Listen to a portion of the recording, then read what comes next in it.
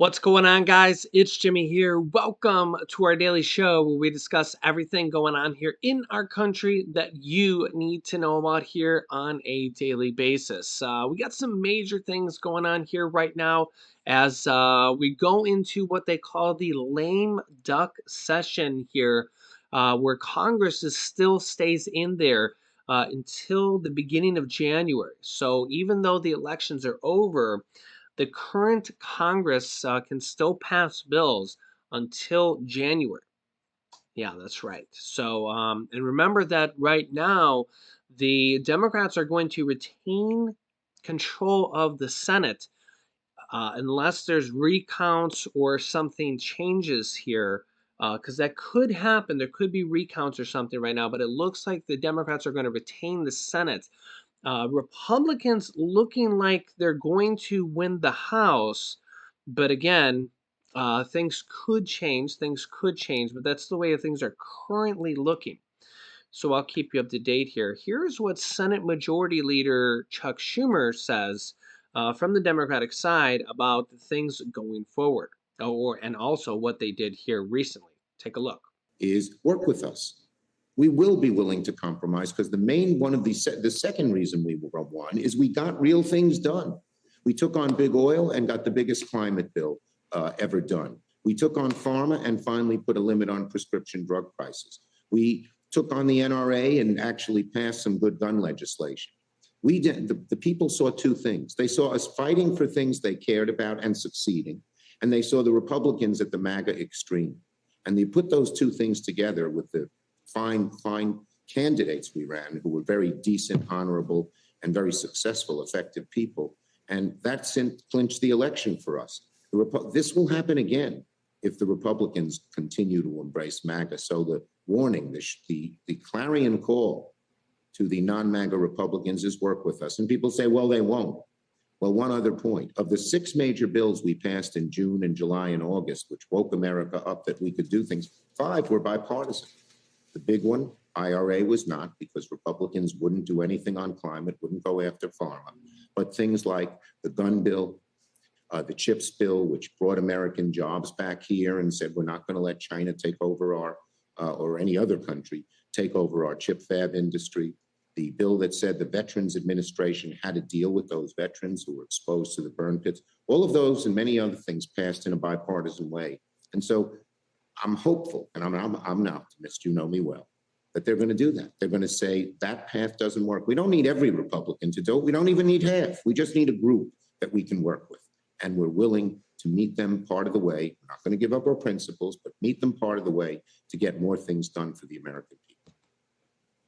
Let me ask about one of these that's going to come up fairly quick. I understand that you today filed cloture on a bill to codify marriage equality, to make it federal law that same-sex couples have the right to marry. I mean, clearly you are worried that the conservative majority on the Supreme Court is going to, is basically coming for people's marriages, and they're going to try to take away that right. What is your expectation in terms of moving cloture on this today? There will be the first votes on Wednesday. Are you expecting Republicans to join Democrats in supporting this? Our 2 lead Republicans on this, I asked 2 people to be our leaders on this, Tammy Baldwin and Kirsten Sinema. And they came back when it first came that that in the House, 30 Republicans voted for marriage equality, much to our surprise and delight. Put it right on the floor, some people said. Well, Sinema and Baldwin, our leads on this, said to us, we're not going to get the votes if you do it now, but we're quite certain that if you do it after the election, we will get it done. And my job is to get things done. Get things done. I know that some people said, just make it an issue, show where the Republicans are. But the American people, and particularly LGBTQ plus people who want the right to marry, and by the way, it's sort of personal to me. I have a daughter who has a beautiful wife, and they're expecting a baby in a few months. Isn't that great? People want us to get things done. People want us to get things done. And I'm optimistic based on what I know and what our 2 lead senators know, that we will get the votes to get this done. And it'll say to that Supreme Court, just like we want to say to them, get your hands off women's bodies. We want to say, figuratively, of course, we want to say to them, let people marry who they love, period. Your majority will either be 50-50 with Vice President Harris as a tiebreaker, or it will be 51-49, depending on what happens with Senator Warnock's runoff election in Georgia on December 6th. Can you explain to me and to our audience what the practical difference is in terms of how the Senate runs? I mean, obviously, you've been at 50-50 these past couple of years. It required a power-sharing agreement with the Republicans. How different would the Senate be? How different would your life be? How different would your ambitions be if it was 51-49 instead of 50-50? It's not 1% different. It's very different for the better.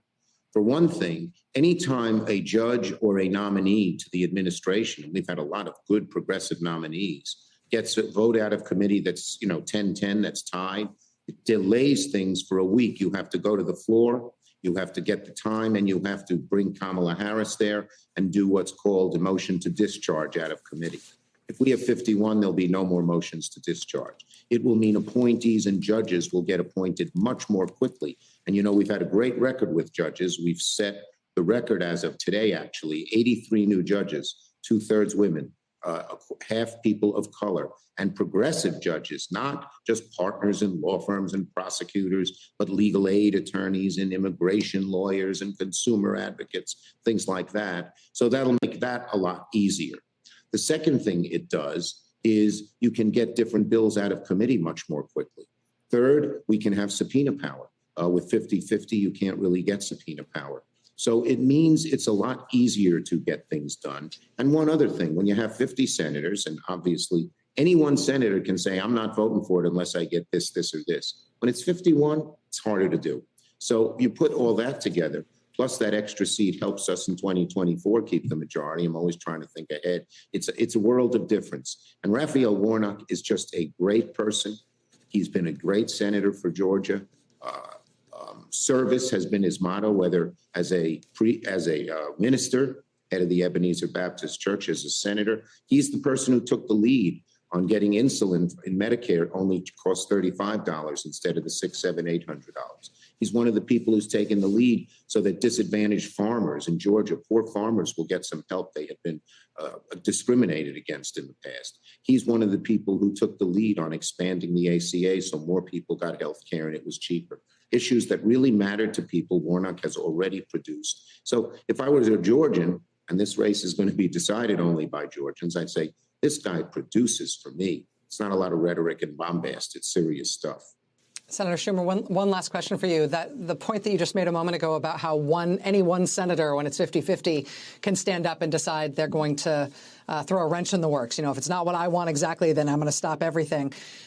This is a little bit delicate to say, but we all know that it was really Senator Sinema, who you just mentioned a moment ago for her leadership on the marriage equality bill, and also Senator Manchin in West Virginia, who were the ones who were kind of throwing the wrench in the works more often than anybody else.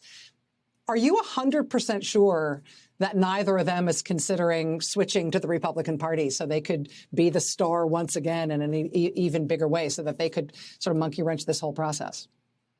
Well, they've had very difficult positions. I've disagreed with them rather strongly in many ways, but they've kept being Democrats. It would have been easy for them to do it, in the past. They have strong beliefs, different ways. Senator Sinema is passionate on LGBTQ rights. Senator Sinema is leading pro-choice. You wouldn't find much of a home in the Republican Party there, I suppose. Senator Manchin has been very progressive on certain issues as well, including prescription drugs. And so, I think they differ from us in many ways, but I don't think either of them would be comfortable with the Republican Party.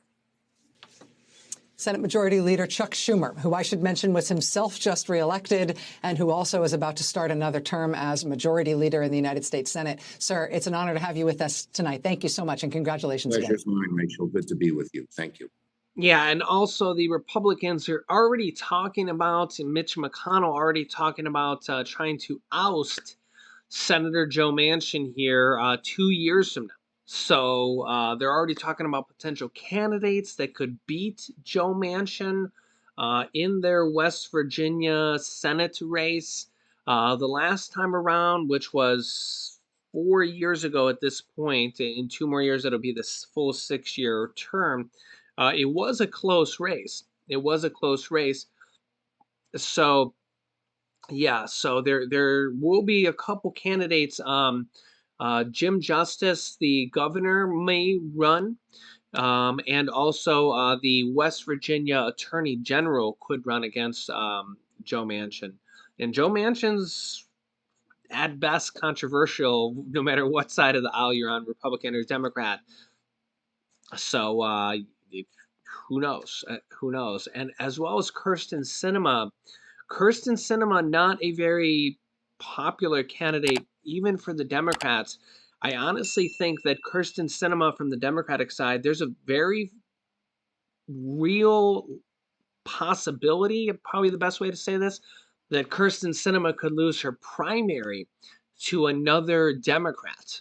And because this is just kind of the way I've kind of seen things and what Arizona respondents have said about her and kind of what she's shown to her constituents. She hasn't even spoken to Arizona constituents. She's spoken more time to Kentucky constituents with Mitch McConnell town halls than she has to Arizonans.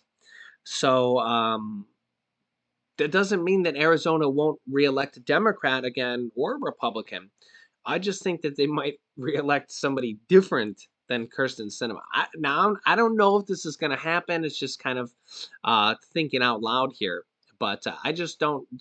Kirsten Sinema just is not, based on polls and just what I've personally seen, seem to be popular with even her own party. We'll see. We'll see. Um, we'll see. I wouldn't be surprised if the Democrats don't put, or if she doesn't lose her primary to somebody else alone. If she, yeah, I wouldn't be surprised. We'll see. We'll see. We'll see.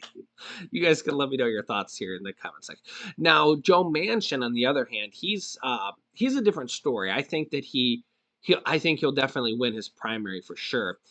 He's a much stronger candidate. Remember, he's been a governor of West Virginia. He's a multiple senator. Kirsten Sinema is a freshman senator, but she did serve in the House of Representatives before. But she's just she's just not nearly as popular. So we'll see. We'll see. Also, former Vice President Mike Pence on Trump running for president says, quote, "I think we'll have better choices in the future." Obviously, Mike Pence and Donald Trump, not really the best of friends anymore. Also, Mike Pence said here recently, here, take a listen. Members were barricaded inside the House chamber. And in the middle of it all, you can see that the president has tweeted. 2:24 p.m., the president tweets, "Mike Pence didn't have the courage to do what should have been done."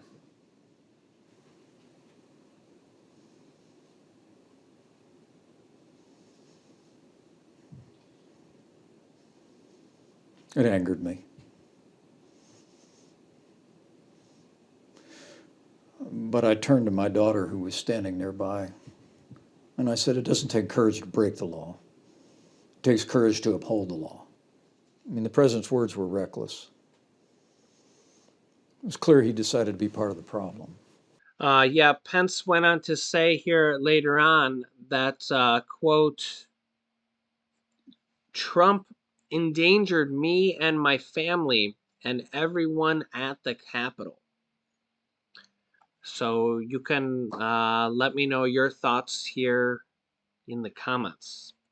Yeah, so let me know your thoughts here. We're looking like a Republican House majority going here forward. Do you think things will be different here with a Republican House majority and a Democrat-led Senate?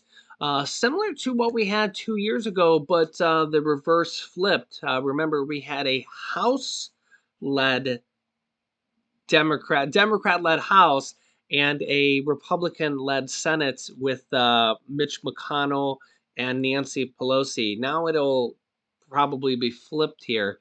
Remember that the first two stimulus checks were passed that way underneath former President Donald Trump with Republican Senate, Democratic House. Now we're going to have the reverse. So, and remember here that 99.9 or 8% of bills, even in the last 2 years, were bipartisan because you still needed 60 votes in the Senate to pass the vast majority of bills. So you still needed 60 votes in the Senate to pass, the vast majority of bills. So you still needed 10 Republican votes to get the 60 votes. So you're still going to need that here going forward because of the filibuster rule. So even going forward here, you're still, the Democrats will have control of the Senate, and the 50 or 51 votes here, it does help with certain situations going forward. But for the majority of votes, you need 60 votes to pass bills in the Senate. So it does help with certain situations, but most of the time you need 60 votes to pass bills in the Senate. So what do you think? What do you think going forward here? Remember that most of the time you need bipartisan support. So really the next 2 years won't be that different than what they were over the last 2 years. So not that much different, to be honest. So I'll keep you up to date here with everything going on here in our country on a daily basis. So let me know your thoughts here in the comments. Remember, we're going to have daily trivia questions here where we're giving away cash here to our viewers. So don't miss out on that here. Pretty much happening every single day. If you can guess the trivia question correctly, you could win money directly here from us. So make sure you subscribe down below. Click the subscribe button and the bell icon so you don't miss out on new videos that come out here every day at 10 a.m., 3 p.m., and 8 p.m. Eastern Standard Time. Also, thanks so much for liking and sharing these videos. You can click here to watch my newest video next.